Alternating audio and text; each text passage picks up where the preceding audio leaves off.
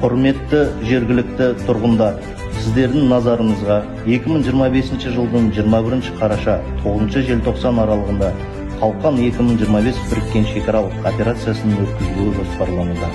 Бұл шара еліміздің мемлекеттік шекарасын қорғау, қауіпсіздікті қамтамасыз ету және заңсыз әрекеттерін алдын алу мақсатында ұйымдастырылуда.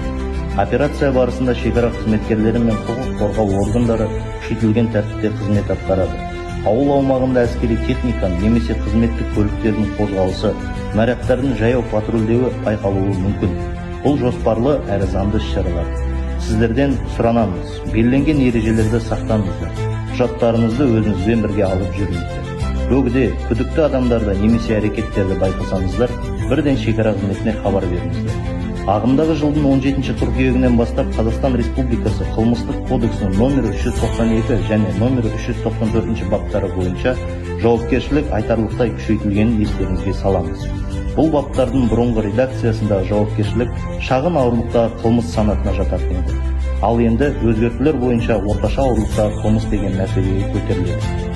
Қоғамымыздың заң бұзушылықты азайтуға бағытталған бұл қадам заң үстемдігін нығайту мен қауіпсіздікті сақтау жолындағы маңызды кезең.